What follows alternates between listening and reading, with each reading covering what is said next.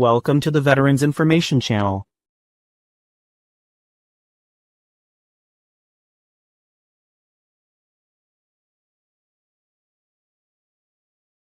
Literally leaked black goo, and most of them are not on the Pact-Act list. Listen, the Pact-Act was historic. Burn pits, Agent Orange expansions, presumptive for millions of veterans.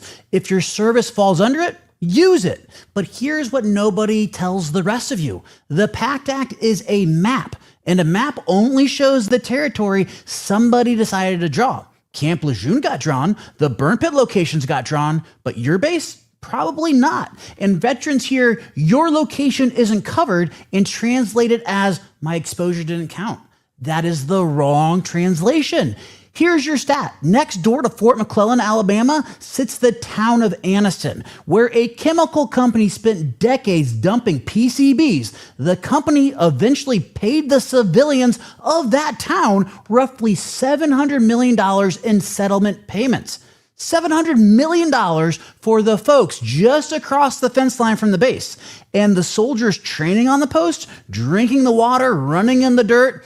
Decades later, most of them can't even get a claim connected because Fort McClellan was never put on a presumptive list.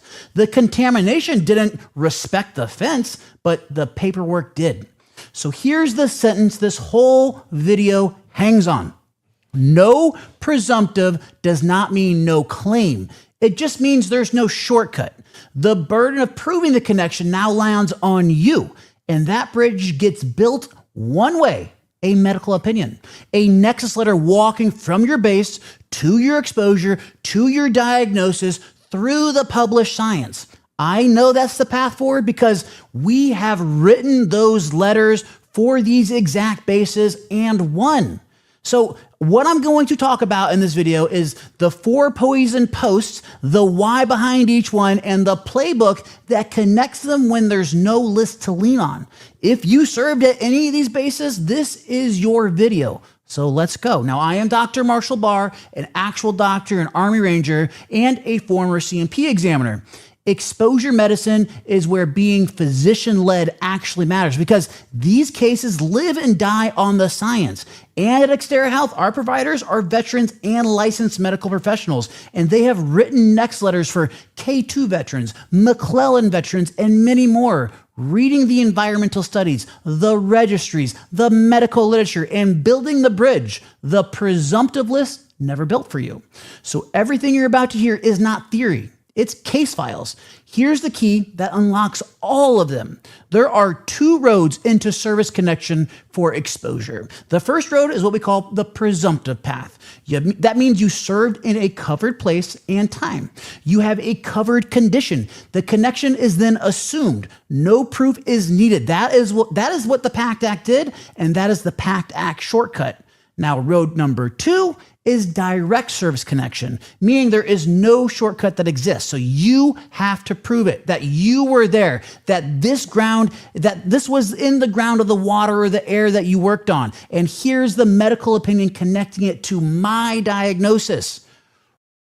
Have you seen the average auto insurance rate in Pennsylvania? It's crazy. I don't know how anyone can afford to live there. Pennsylvanians are paying over $2,300 per year on average for full coverage auto insurance.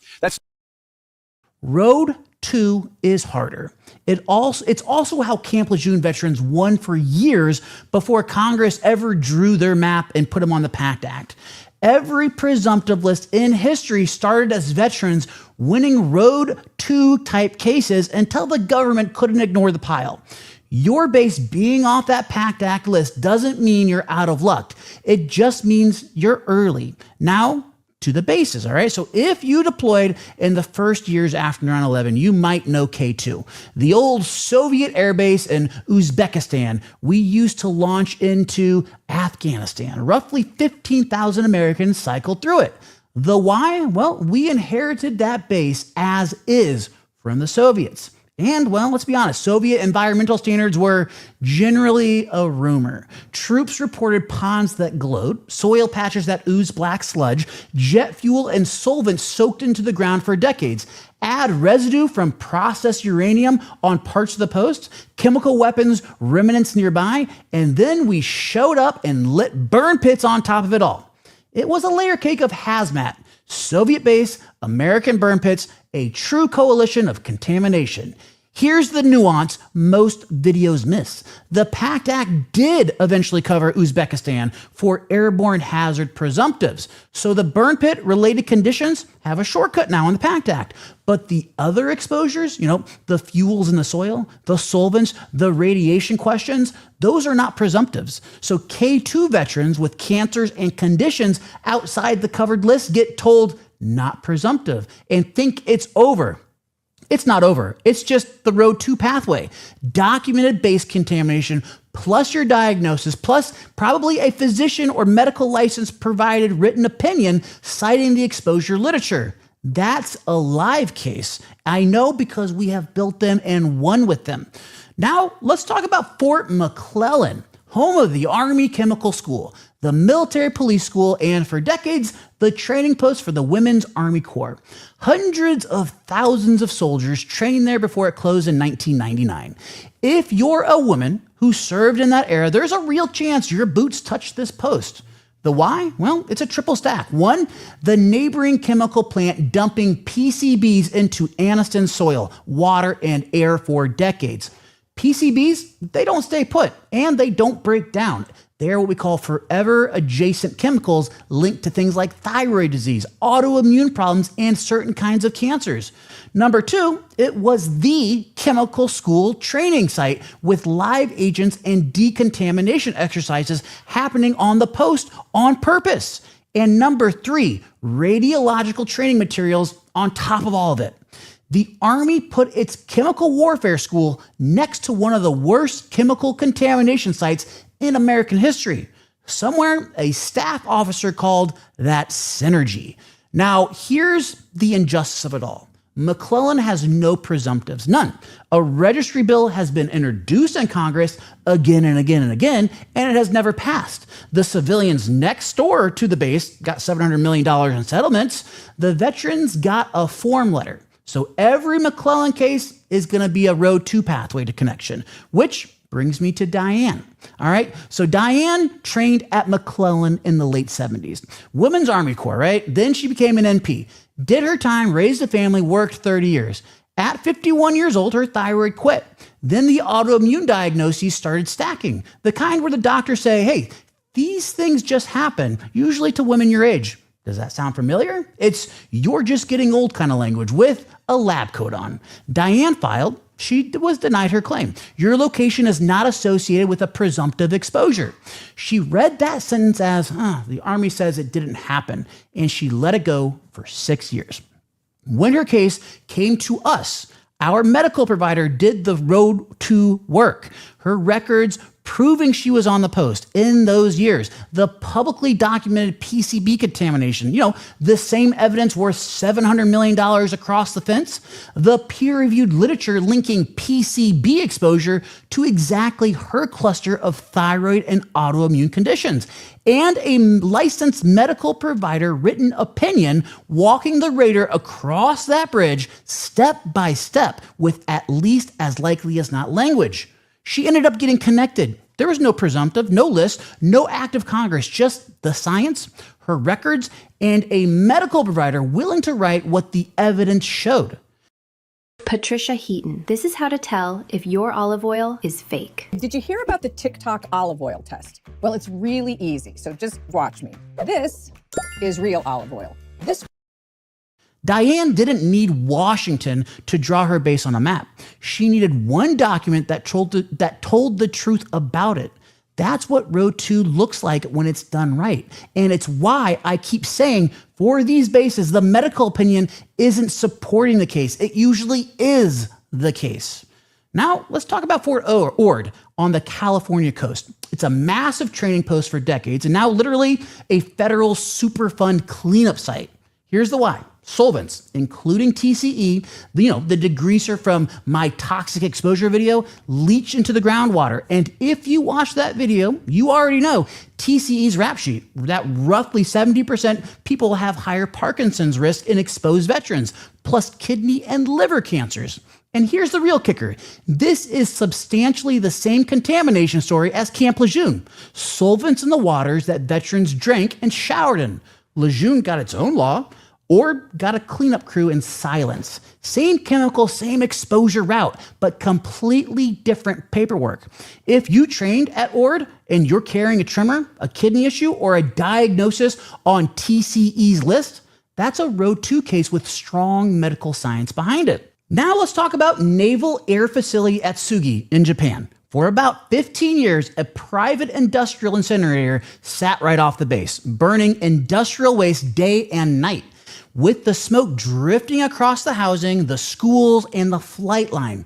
Here's the why. This one isn't even disputed. The Navy's own health risk assessments acknowledged the smoke carried carcinogens and raised long-term cancer risks for people stationed there.